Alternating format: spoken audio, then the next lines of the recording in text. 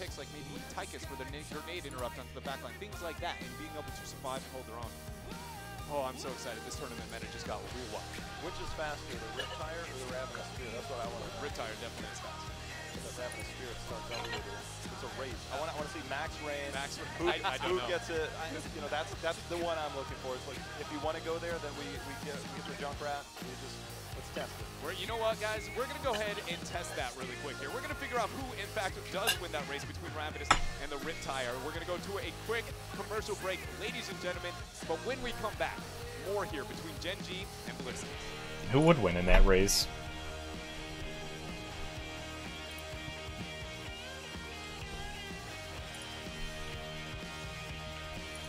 I want this all to hide when I'm not in combat. Now would be a good time to switch this because no one's going to be watching.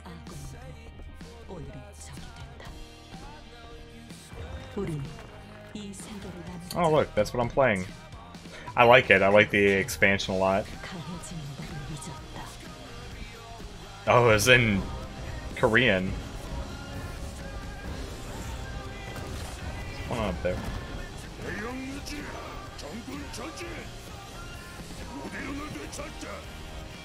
Wow.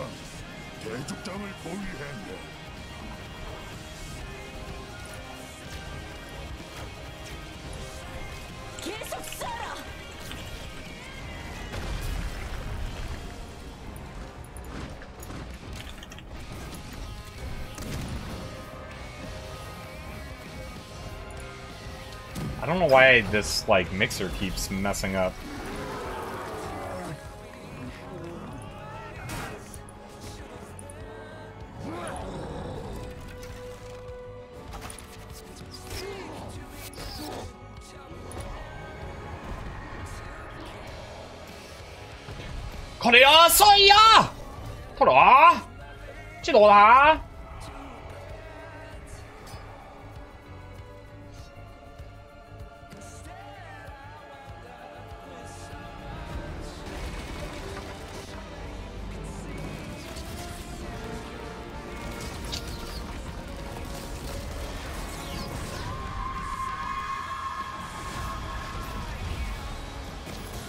Hello. Okay. One someday, at last, you left the safety of that ruin. You look like a smart one, yet here you be, interrupting me in my own temple. I give you this one chance to submit to the blood god. Surrender or be destroyed. No one be telling one someday what to do. So, you think you have what it takes to face me, little team? Bold words, but you be meeting the same fate as all who refuse Gahoon. Rise, minions! Rise and destroy this fool Loa! Champion, deal with You that soul witch. for Gahoon! Them dancing bone she call minions. Them a go fall at the true lord of the dead. Didn't even understand what this guy just said. Master, grant me your gift! Enough! You won this battle, but you can't hide here forever. Soon as you leave, you die. Such audacity! An attack in my own temple? Goodness me. They go and be mighty sorry. Mighty sorry.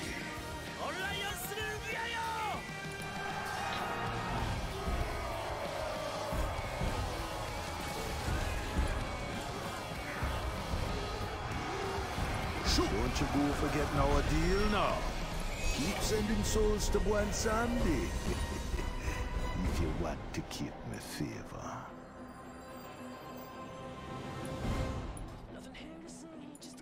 Okay.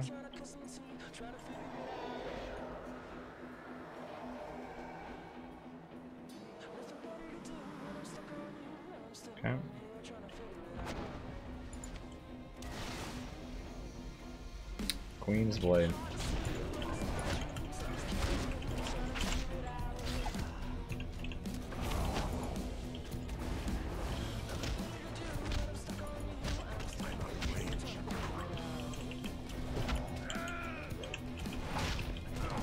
Okay.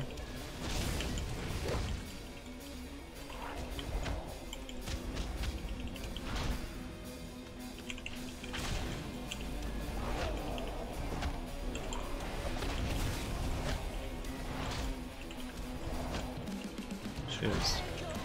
This guy's kind of tough.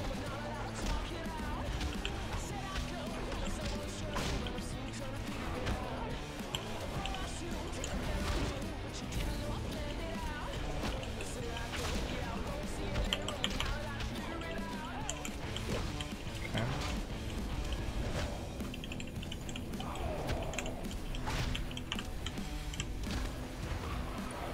Got him.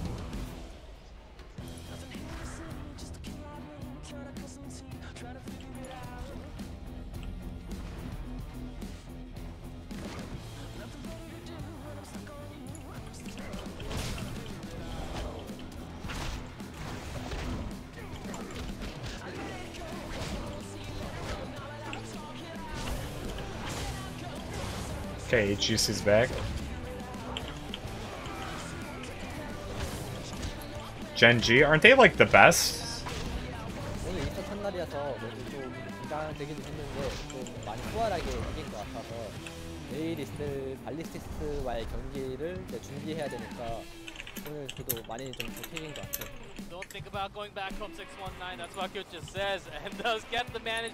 The entire team went as the core goes down. That's a clean 2-0. 아직 정해지진 않았는데 발리스틱스랑 아마 경기를 하지 않을까 싶은데 그래서 이제 준비를 좀 많이 해야 될 것 같아요. 내일은 많이 힘든 경기가 될 것 같아요.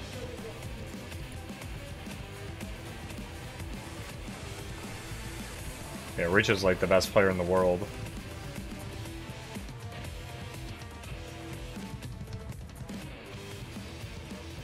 팀에게 지는 게 되게 큰 타격이에요. 한국 팀 입장에서는 그 정도로 팬들의 인식이 중국팀이 한다고 생각을 하는데 사실 중국팀이 굉장히 연습을 많이 하고 생각보다 잘하는 거거든요. What brings you to this accursed I have much place? more to do. Nah, this Packed place with isn't death, so okay. bad. We're on a I'll be pilgrimage, listening. and I I have will a do feeling whatever I you're gonna must make it to keep harder my than it people has to be. safe. You are telling me that you got Bwansamdi's aid 겐지랑 and 할때 killed 팀을 Tyreek? 끌어올린다는 생각으로 Amazing. 이제 플레이를 But we have 몸을 work to do. 느끼면서 좀 배우고 Don't be in This such leads a rush. to Loa. 게임을 할 거고 We Yeah, must join the I'm Tortolans on their pilgrimage to see Toga. Oh, My the shadow turtle. hunters and I gonna scout ahead. I be trusting you to guard the princess. All right then, let's be off to see Torga. But just remember to keep the noise down. I don't want to miss even one of his stories. This is not the first time I have dealt with road Tortolans. Okay. And your endless stories. So I have to go over here. Remain focused and keep walking. Well, I think we'll get along just fine, Princess. Pub stomp on their behalf. It seems like Ballistics comes out at the beginning of each game, gets a couple kills, and then Gen G says, well, we're still Gen G, we know how to fight, and they fight back in the later part of the game, and it seems like that 10 spike, you know, they have different ways to take advantage of Ballistics. They get those big fights. Obviously, that pick on Tis during that last game was a potential tie turner, but Gen G always shows their resolve in these team fights. Yeah, they're just really strong, dominating. Actually, Ballistics should have been the one that tried something else, something unique in game one. Turning that around, a Zebo, all of a sudden from Gen G, which I'd never seen in 2018, maybe late 2017 when everyone was playing some double support, the Zebo sometimes in Spider Queens, but never since then. This is actually the first time that they have played the Zebo. That was incredible. And Ballistics, they have one more chance. I think the Zebo is very try powerful. something new that they have in their sleeves. I think there's a Saying it lot of risk forever. maybe going back to the standard, which did not work at all. So they have lots of questions in their hand, and they have to answer it in this final match, which could be the final match. And with that point that you brought up about, you felt that that's the moment where Ballistics should be the one mixing things up, right? That they're the ones kind of setting themselves behind, they need to make the adjustments. I want to go ahead and pose just, you know, from a Western scene perspective and being a native, you know, from the Eastern scene. We often see, especially with, as of late, the evolution towards first pick is not always the go-to, and that now is the moment when, especially when you fall behind in the series, game control control, by gaining map control, and trying to adjust that here. Do you ever expect, number one, that to be kind of in the long run maybe make that same adjustment, or in this series even come to life? Which they did sometimes, or a long time ago when Warhead Junction was actually in the map, which is not anymore. Only so, Warhead. And that was with the Tracer Lunar game. That was a long time ago, but they did pull off a win against Gen G because of that map pick. But I don't think that's going to happen today, and there's a lot of risk happening. So we do have the bans against both guys as well. So I don't think we're going off to any crazy match. Well, we have the bans down below. It's kind of cool going through this and like seeing all these people playing. Like for game number 3, Gen G here, taking us to Inferno Shrines. They're just straight top down, their favorite battleground. No surprise from beginning in. I want to go back to the point you're making in the sense that Gen G has not won on Towers of Doom since mid-season brawl. Yeah, and it's a little concerning that nobody's pushing their envelope there. In the last time, I think it was week 5, when Ballistics played Gen G, it was game number 1 on Towers of Doom, and that's where Ballistics had that win. They ended up losing that series 1-3, but they got their first win on Towers of Doom, a map that Gen G has not won on multiple times. That is almost unheard of to say about a team of this caliber, that you can't even pick up a win on a specific battleground. Yeah, and we're gonna go ahead and start this draft here. It will not be on the Towers of Doom, but it was so kind of an outlier situation that I even addressed it and asked them in the player interviews, what is it about Towers of Doom? Because you are nearly undefeated until we look at one battleground, and it's not like it's the Warhead, the Braxis, the things that Korea has never played. It's very much a go-to battleground, and the answer one battleground. Really it's not any like major justification. Do you want to give their reason? I don't. Basically, we were sitting in the interview room, we had Snitch with us and everything else, and they looked at Snitch and they said, it's Snitch's fault. Yeah. If you go back to mid-season brawl, it was obvious that Dignitas come back on Towers of Doom, so they basically blamed Snitch for this. Hashtag blame Snitch. Let him know I'm down for that it's his fault. And it's also because Jungha plays an amazing Dehaka, and they oftentimes do not want to give that out and go pick the map that will favor Ballistics. So they go into the Shrine and deck the first pick, just like what we see from Blossom Tempest. They're really focusing on the supports first. Yeah, the deck of first pick is a little interesting here, though. We'll see what they end up pairing it with there. No surprise to see Jimmy picked up with Diablo. A lot of threat. The front line to the back line, I mean, in synergy between the two. Well, the Phoenix obviously has had high priority on the side of Gen G when it's been made available, but they like the Rainer here. Phoenix would seem somewhat likely for Ballistics, but it's a matter of another pair. And also Sonya on this map has to be considered. As Malthael Garrosh are the pickups. Percentage-based damage against Diablo, no is strong. Interesting choice here, someone else to be able to get that time. big of an adjustment, What do as we I said, look with the like? Phoenix A opportunity tour being available, guide? pretty good I'm synergy just there. here It's to not, listen I guess to it's Torgus that both are a tales. little bit, I'm going to say, slightly Look, off meta, just if you keep will, going when it down comes to this also the road, priority don't with being out wander there off, with the and Sonya you'll on the background, find like Torgus. First. He's a Korea giant is one of the few regions that still, turtle. almost to this date, would be willing to walk into that I first might pick as with well the Sonya get moving in a type before of situation. So I someone think it's pretty else bold comes that we along see asking for ourselves this time from directions. Malthael was not really too common, but screaming against lots of Chinese teams, and against Diablo, they actually do think in average within the last few weeks. Malthael was actually a very good pick against Diablo only, so let's see if that worked out. Didn't really work out for the Chinese teams, and even Kyocha yesterday just losing so many times in solo lane, but maybe for Ballistics, maybe Jungha can pull that up. I was going to say, once we got that Malthael, I was hoping to see Ballistics maybe look towards the Junkrat in the later stages. It's one of my more favorite approaches to kind of a composition with the last right opportunity and having the Riptire go through. It's just a lot of one-shot capabilities from a mile away here. They're going to, ban it out, not want reset to pick up and the wave control to be there, but with Gen G picking up that Blade, Malfurion in that rotation, right now they have a very well-rounded composition, very safe and pretty solid control when it comes to the battleground overall. Plays on this battleground in league regions, and our 3 primary league regions outside of China, has been 6-14, and I believe 1-5 in Korea alone. As we're going to get a Greymane Jaina, no Phoenix, but we get the Jaina again, not the Tychus on this, which we know has control over the Diablo and the Shrine. But a very interesting setup here for Ballistics. I can feel the first bullet coming out. I think they're really targeting Diablo, the front line, just trying to delete that front line and making sure they don't even have to keep fighting. Medivh is a really good pickup here. Even though we don't see it in the Korean regions, the one-shot capabilities by Ballistics is so linear. If I pick Medivh, I just go GG no re at this point in time. I would love to see that transition. Yeah, which actually TJ actually suffers from actually charging in, and he doesn't have an escape. There can't be the portal. I do follow your reasoning, but they will just go with the standard pick Phoenix last week. That's so much control over Garrosh on the front line. It oil slows Thanks, Diablo. asshole. Can potentially wallbang him at any given moment. Obviously, we know Raynor post level 7 has Why, control I did with his. not expect to be Give him some seeing pepper. you Phoenix so has soon. control. All members have some way of controlling the front line, whether it's peeling, whether it's engagements. They have an abundance of it. So for Gen G, it does look really strong with their draft, despite the potential one-shot aggression. I will say that this is the same thing that has shown up in both games, is the early aggression kill potential of a Chain of Grain main is so high. Yeah. So high, especially with the Garage. You get the flip out, you get everything to follow up that. But what happens after that one kill? Do you have enough for more? Can you get more than that one shot, one kill? Because Gen G is one of those teams that they don't care if you kill one hero. They will fight you 4v5 because they know they still have enough firepower to pull it off.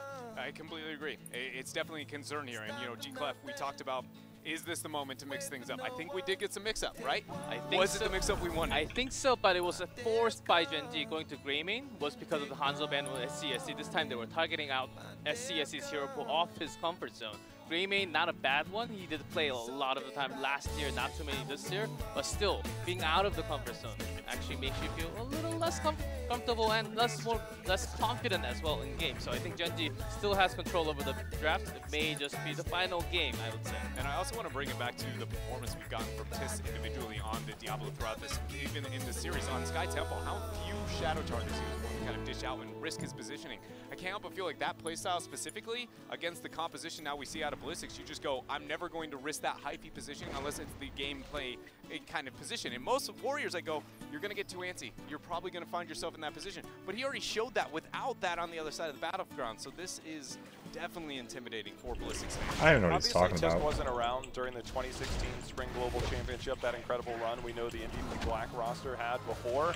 But I remember my first event was DreamHack Austin. You and I over breakfast one day we were watching one of their games with Diablo on Infernal Shrines, and the play style of that was never really to be overly aggressive. It was to hold your ground with the Diablo. The minute you come forward, I will bring you into my realm and I will shadow charge you. It was only aggression in the right moments, but as the discipline there on that Diablo play is very I still have no idea what these guys are talking You about. don't have to be aggressive. You can play as a defensive counter option. So I will look forward to how Test handles it here on Infernal. Any closing thoughts here? On the dance floor. Well, I would love to see a turnaround from Ballistics. I think it's totally possible if they focus really well on the Diablo. And Tis, as you mentioned, he does have to be really careful, even with the Marte on Junghan. It will be very troublesome for himself in the front line. So it's due to the back line of Gen G, and even Phoenix can be some powerful, maybe some Planet Cracker action from Rich coming out. We'll have to see. Well, ladies and gentlemen, here we are ready to get into game number 3. Gen G up 2-0 here so far over Ballistics. Let's see if they can close this series out. I've seen things that would scare you shelless. On the dance floor, I'll be the cowboy.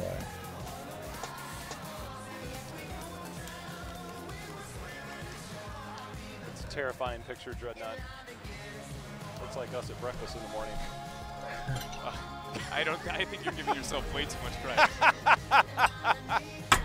Either way, we got game number 3 here, and again, as you said, oh, Rich, this time around is actually going to be on the Raynor, so maybe the Planet Cracker will come from reset. That's the good thing about Gen G is they have such a diverse hero pool between those two. It's almost interchangeable.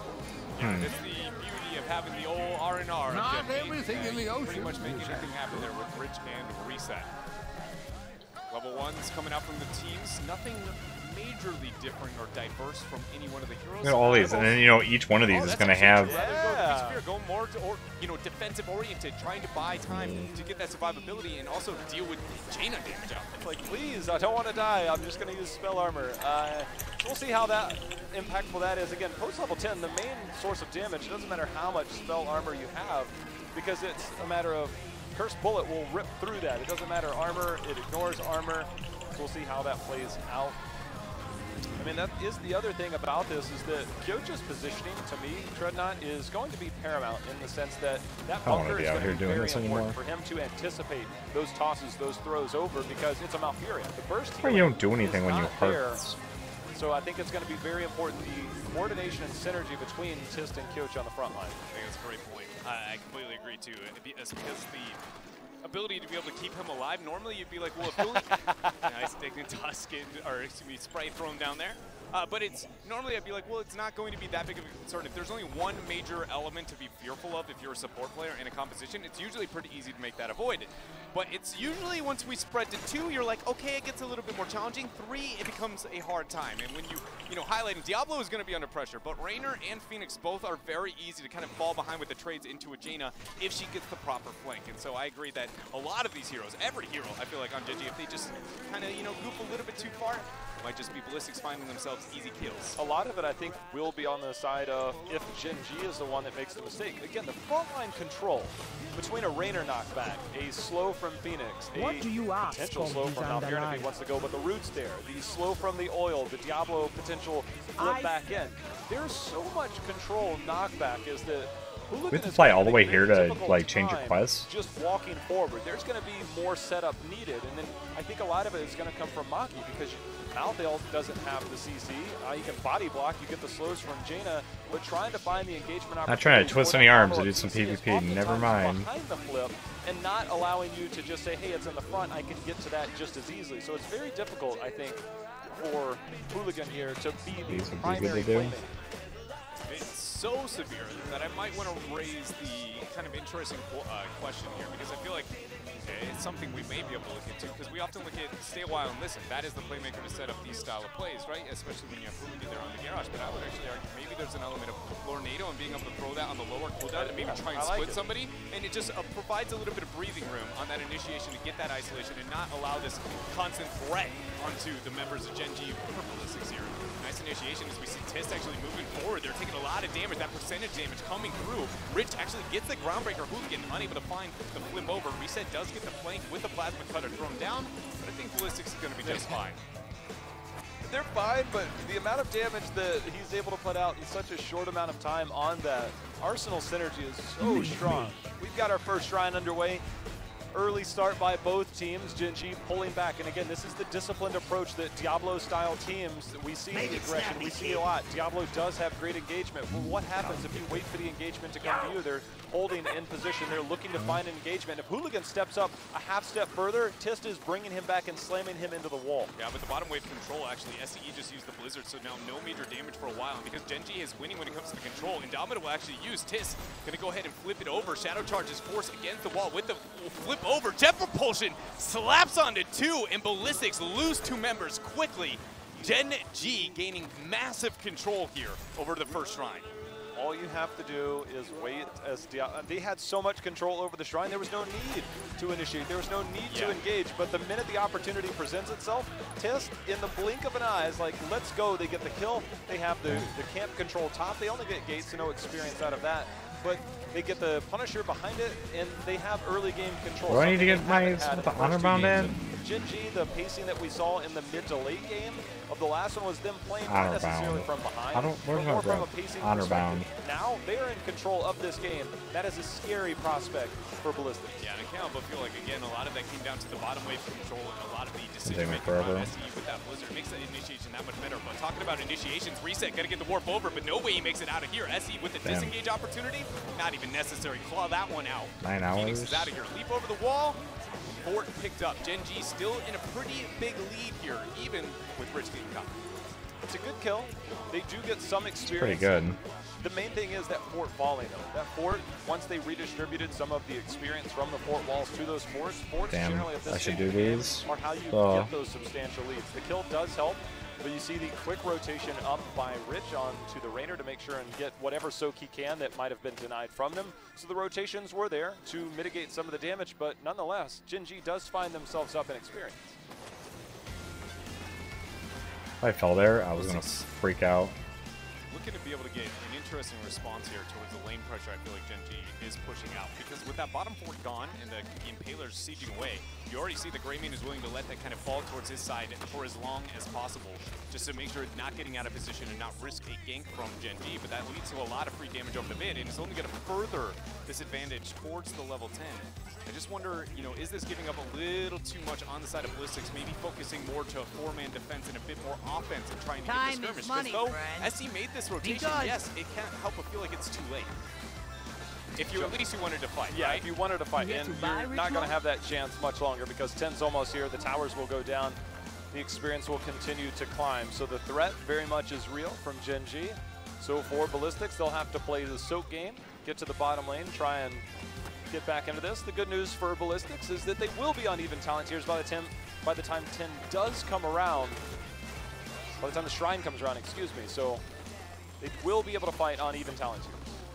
We'll be able to fight. Nobody on Gen G is looking for a major collapse. Typically, you'd expect a huge flank over this middle fort if they want to get the dive past it. But instead, we see Reset there on Phoenix moving up to deal with the top half of the battleground. Gen G seems to be far more focused what is going to be over the next shrine than anything else. Just poke and prod in the downtime, though. Hooligan found himself a groundbreaker, maybe a big play. Rich, 1Q sends that right back. They want that well, Dreadnought. Next shrine is mid, and they want complete control. They want the dominance. Rich comes over, snipes it, gets the help of Kyocha, and they get control. They want it so bad that they were willing to risk burning Indomitable there and the passive from Kyocha just to get in position of Hooligan so we can throw down oil and fire and confirm it. And now with that actually going down, there's major setbacks here by Ballistics. Both teams backing out, looking to pick up the Shaman. It's a very early Shaman by Ballistics, only taking less and less, I feel like, away from the resources that they have available. If Gen G wants to stall this out and time it a little bit better, they very easily could do so, but they choose not to. Interesting here. See what these teams make happen, I guess, with that information available.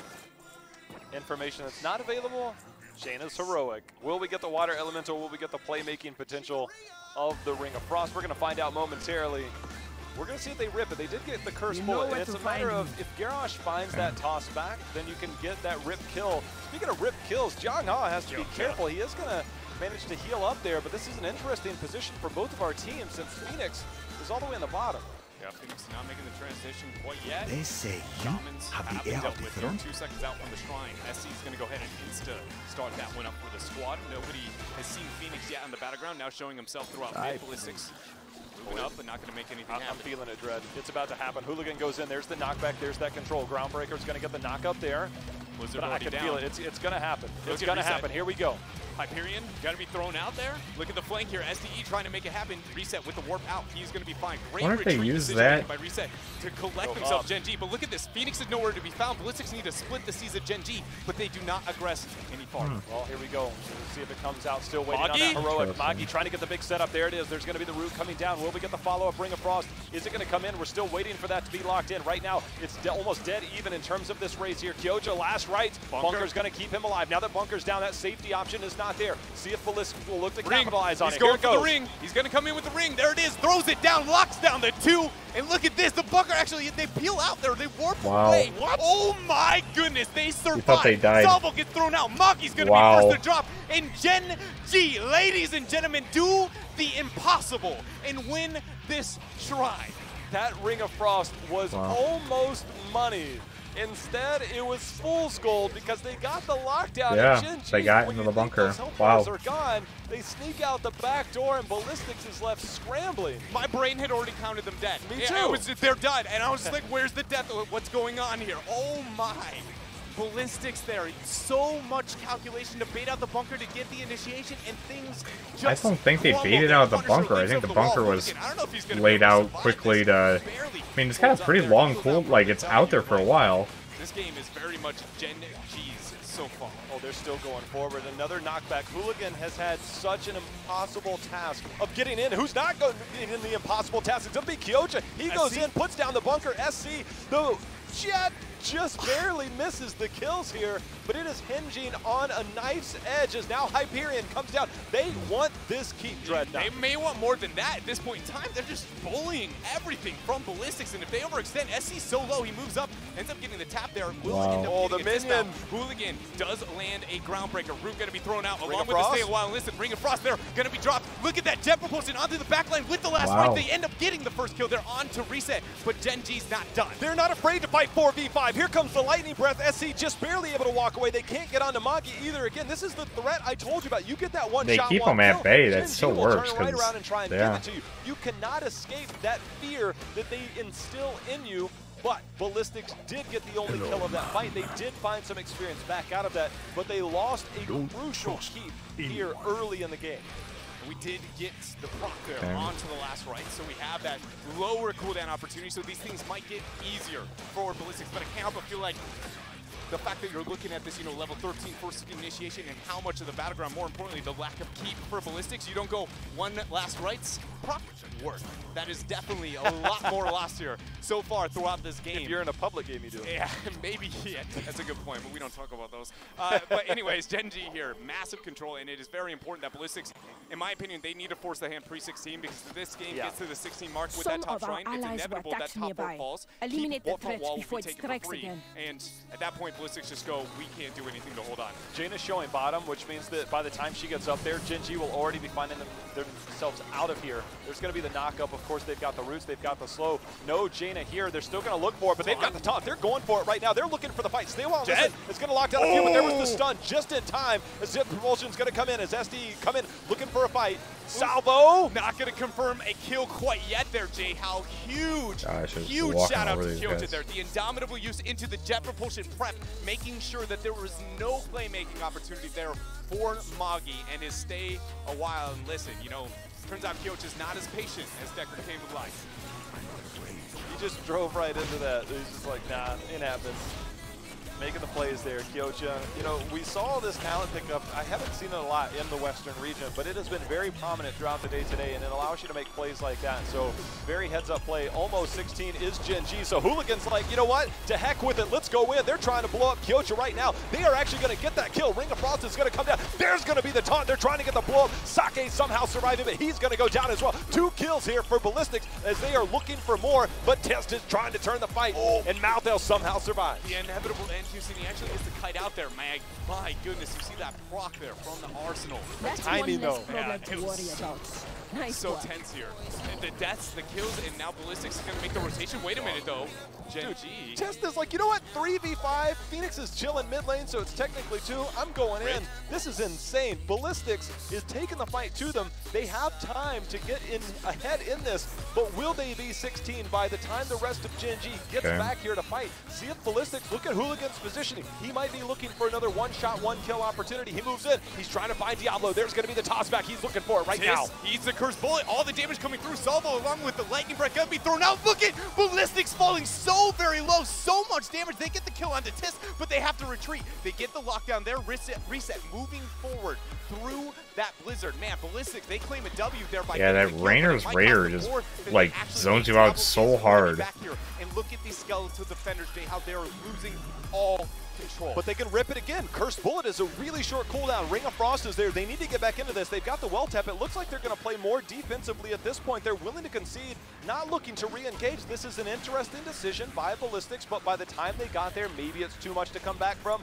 Also, Gen G has a well and a fort at their back. Yeah. So Ballistics will. I would think that if you fight at the point, then the Punisher, they've got the Punisher, you can just get caught. You could look for a potential engage, but this is a I think that's why they did it. Diablo. Those engagements are super risky to take, so Ballistics a calculated decision right now. Yeah, he's looking like a post-13 glass cannon lead right now after losing all those souls. He needs some help here to be able to survive as we get what I feel like is probably one of the more tense pauses I have walked into here in competitive Heroes. Hooligan, gonna need a moment. But this very... I think I need a moment. Yeah, you're right. You know, this has been a very, very tense series here, and by no means is this going to be the breaking point, but if Ballistics do kind of make any amount of mishap here with their Wombo combo or try it, overextend a little bit too far, with the sustained damage output and sustained sieging capabilities between the Phoenix Rainer, we already saw what it can do over mid-keep. I just wonder, is that in fact going to be Ballistics' core here this time around? My favorite thing about this is we did get a good look at the crowd is everybody's watching, but it's starting to get to the point that it is standing room now at the back. I mean, there are people now standing at the back of this room watching every single play that's happening. We do have a minor issue that we are looking to get taken care of. Yeah, hopefully it'll be quick. It turns out it was a bit of communication problem. Use my power to save them. Oh, never mind. I didn't spawn you, Mike. Not but anyways, G-Clef here. Now that we got you back into the mic, what are your thoughts here as we sit maybe a couple of seconds away from the end of the series? I think Ballistic is way too intimidated going into the third game. So feeling all the pain from game 1 and 2. I don't think they're making the crisp call. They can actually go a little bit more aggressive. That would turn better of a situation for themselves, but they actually make the choice to go back home or go rotate down instead of fighting straight on. think they're making some weird choices right now at the moment. Maybe it has to do with the issue that they're having right now, but I think they have a lot more chances right now. Calm on the other side here. Not too much concern from Gen G. The amount of experience from both of these teams is insane. Yeah. I mean, some of the most high-level situations all of these players have found themselves in. So it's almost like, fine. I think I put it as like this level of, when I think about the veterans, especially out of the Eastern scene, because not being able to communicate in the same language, it makes it a little bit difficult to get familiar with one another, right? These guys have been around long enough that I like this song. by me and they pretty much like, hi Dread, like, you know, very much know who you are, know what's going on, you know, building that relationship there. It's just cool to be able to see these players keep coming back and more importantly, keep dominating and showing us some awesome Heroes of the Storm match.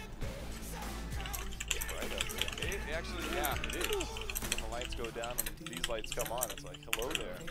Hello, G-Clef. Back, I just ran up here as we had a pause. I want to talk about this game, but I guess I can't help but feel like with how tense it's got, I'm sitting at the 16-16 with the Punisher there. Biggest concerns here, I guess, that we could talk about in highlight is going to be keep wall focus. And we remember, actually, I think with the pause is just now. Oh, I think we're coming back. We're coming back in the game. Let's go. go. Time's up. Let's do this. Punisher is down, or he's at 50% health, so they have done some damage. Again, they have to be careful of the follow-up of this jump. That Punisher will jump. See who's going to wear that. Of course, you do have. Oh, that's a double stun. That's not what you want. They need to try and hold on to the keep. They're getting this down. This is a good defense for them. They don't have a minion wave, does Gen G, to fight behind this. See if we can get a lockdown. Muggy trying to make plays. Hooligan, again, thwarted every step of the way, Dread. Yeah, just constantly trying to kite and make his way, trek his way over to the side of Gen G and falling below 50% before that even happened. Not even getting the groundbreaking range. Ballistics lose a little bit there onto the top half, but honestly, I'm surprised that Gen G was not able to make that much happen. What I was trying to highlight a little bit there before we kind of got things back in is that with the 16 window earned by Ballistics, that concern of the keep front wall lead into the immediate keep that I had before all kind of dissipated. Again, based on Diablo that top souls. shrine skirmishes, yeah, and losing those souls here. So very cool here. Diablo's stack probably is just like, you know what, I don't care. I mean, this could be the most risky play ever. I'm going in, I'm fine. It's always so crazy, like late game stack Diablo. I mean, I find it a little bit crazier that he gets more confident whenever he loses his soul. You know? It feels like he should be a little bit more confident when you still have it with him. But We've got a few players in the Western region. Yo, it's not a philosophy class. It's Heroes of the Storm. All right? Well, we'll see how this goes. Ballistics, they were down some bit of experience at a time, but I'm looking up, and they're only down about a half level now, which is a far cry from where they possibly could be, and a far cry from where they were. So for Ballistics, they're holding on, trying to force this out. Always Kyocha, keeping an eye on those pathing zones. Yeah, that was a huge oil there to be able to get the reveal onto J9. Same 3 times, that's it. The predictability and decision-making by Ballistics. It seems as though those moments are the ones, you know, that have the highest impact, but can go the easiest amiss here. The top level. Gen G, though, went back out, looking toward their Shaman. Last time we saw the Shamans, we saw a very interesting choice to get an early cap into that. Now we know it is going to be, again, middle shrine control over the next shrine. Really not trying to make this hard, huh? Ballistics should be as patient as they possibly can be at this point in time. They're not going to early cap. That means they're going to try and force again on the top half of the back. They're going to do nothing to do anything. This could be very high risk. The oil does get the reveal on Hooligan. Rich is like, wait a minute, do I need to cap? Do I need to cap? Yeah. It's like we can't risk the potential fight there. Just take it, cut your losses. There's the risk versus reward factor. Those are going to be cleaned up. It does give Ballistics the opportunity to clean that up. So the Shaman pressure that could threaten keep will be cleared up by Ballistics before the next shrine phase. And Ballistics, they're doing their best to soak the rest of the lanes, just trying to get anywhere close to that 20 race that Gen G was ahead on, but now the experience fairly even. Shaman pressure on the top half of the battleground. Gen G will get a lot of information with that as you see them now working to deal with these Sapper Impalers. No 20 advantage going to be available, at least quite yet. But judging by Rainer making the transition towards bottom, 20 is definitely a fear. Are you going to do a talk to that guy? As much experience available as they can possibly have. And without that Shaman sieging towards the top half of that keep, they have no, kind of free experience on reserve. This is going to be very, very tense. Control over the vision, over the mid wave is absolutely necessary here as we have what might be the last shrine here of this series. Ooh, instantly, Hooligan's positioning already on the flank. There's going to be the unstoppable use, making use of that level 1 talent that was completed. That also does Meaning that you've used a hefty Boy, how tool is in this Ballistic fight. still Hooligan in this continuing game? to look for an opportunity. The standoff continues. It's dead even in this. SDE continue to bring down damage on one side, but Gen G holding strong on the other. 20-14 when looking at the skeletal defenders. Hooligan getting chunked there by Reset with that plasma cutter. Kyoto though falling low by SDE, throwing out the ice lances onto the side. Gen G is closing in on these skeletal defenders. Something needs to happen here for Ballistics as the root ends up going down. Rich with a huge flank there, lands on the Hooligan. Groundbreaker gonna beat there, but he is unable to get the flip over. He missed the taunt. We see stay a while and listen to use with the bunker, but look at that, the lightning breath drop there by Tis. Ring of Frost trying to get the response, but with the tranquility, it's actually no kills there. Gen G 2 for 0 so far in the skirmish, and a Punisher soon behind. I don't think Ballistics can afford to trade out here. Reset, he's going to go in. Reset does have Unconquered Spirit, so even on this trade out, Gen G looking to close it out right now. That's going to be a fourth member falling. Punisher's picked up. No keep here in the middle. Gen G will now work their way down the middle lane and look to close this out. They won't even wait for the Punisher. They will be moving on to the winners finals tomorrow for Ballistics. Remember, there is a lower bracket, but Gen G coming out dominating the series. Ladies and gentlemen, if you didn't hear of the name Rich before this series and want to know why he is considered one of, if not the best player in the world, tell me the last time that you walked up to a Garrosh 1 versus 5 on the right side of the battleground and looked at me in the eyes and said, I'm ready to win this game. Because that was exactly what you saw Rich do there with that penetrating round coming through, isolating out Hooligan and friends. And why Gen G here, your reigning world champions, find a clean Rich is so good, man. over the 3rd seed of Korea. I just want to know what goes through your head to say, you know what, this is fine. I'm walking to the other side. Don't worry, guys. I mean, Hooligan was so close on that taunt, but that is... Woo. Just knowing the range of the taunt, Rich knew that he had the confidence to go around and survive with that flank. And Jocha, of course, providing the bunker, he knew that he can actually go in after the Hyperion. He knew that he was going to be safe no matter what. I think giving Blaze all the time to Gen 2 was actually a very losing, one of the losing choice of Ballistics during the draft today. I think that cost them really big this time.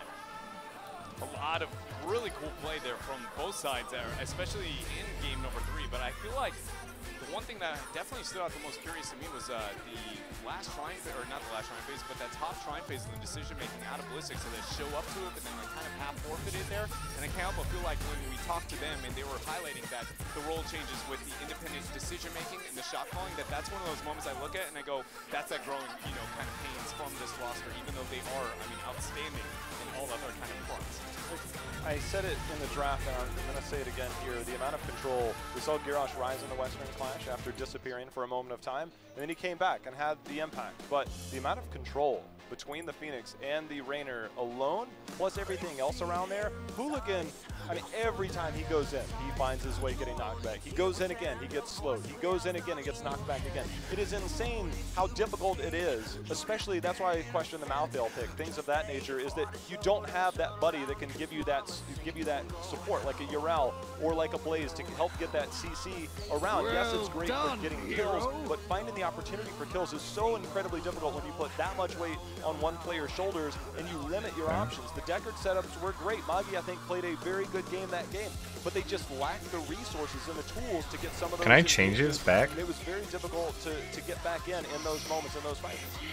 We brought up the idea that this was, a very tough situation, I guess, when looking at some of the choices on Ballistics end. Things kind of get a little bit, I feel like, maybe withered away when it came to the resources, especially with decision-making and hero pools later on. Was there anything else that you would like to see Ballistics maybe adjust in the series, or more importantly, maybe through the rest of this tournament, right? As this is by no means Ballistics walking away from the Eastern Clash. They very much could earn themselves a 3-time championship. Oh yeah, it is possible, but after watching the series, I think we're moving away very far, and Gen G actually is dominating. I think they're looking to have that Dignitas record from the Western Clash as having all wins. I think that's still possible, but next up, they do have Tempest, which can actually break the record. Drafting-wise, I think Noble has won really hard against Ballistics. Whenever they were trying to do something else, all right, I'm going to bed. From their CSC, see you guys. Or Falstad, it was always getting bad. He knew exactly how